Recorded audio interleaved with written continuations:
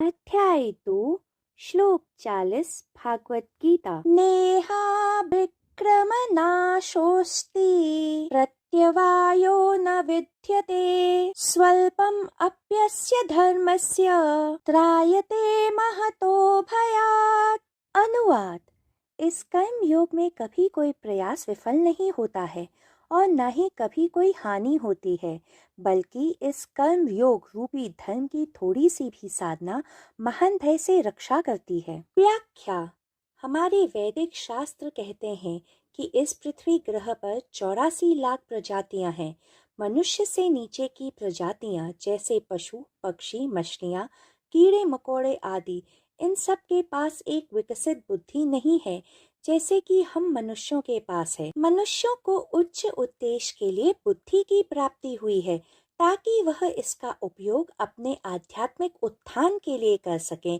यदि मनुष्य अपनी बुद्धि का उपयोग केवल खाने, सोने, संभोग करने और रक्षा करने की पार्श्विक गतिविधियों को पारंगत तरीके से करने के लिए करते हैं, तो यह मानव रूप का दुरुपयोग होता है। केनो उपनिषद में कहा गया है, हे मानव, मनुष्य जन्म एक दुर्लभ अवसर है।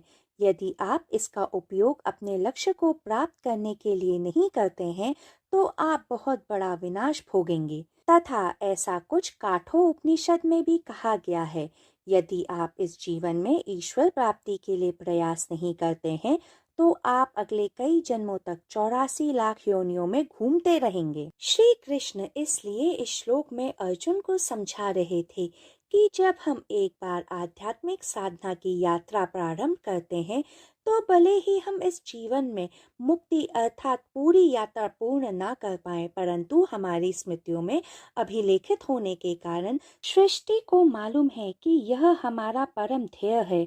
इस कारण कर्मयोग में किया गया कोई भी प्रयास कभी भी विफल नहीं होता है और न ही कभी इससे कोई हानि होती है।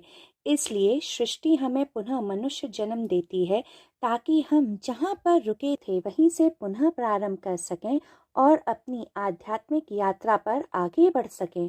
इस तरह से आध्यात्मिक साधक अपने कर्मयोग की साधना द्वारा मोक्ष को प्राप्त कर जन्म और मृत्यु के महान भय से मुक्त हो जाते हैं। अगर आपको मेरी इस श्लोक की व्याख्या पसंद आई हो तो कृपया कर मेरे चैनल द मिस्टिक डीमिस्टिफाई को लाइक, शेयर और सब्सक्राइब करें। जय श्री कृष्ण।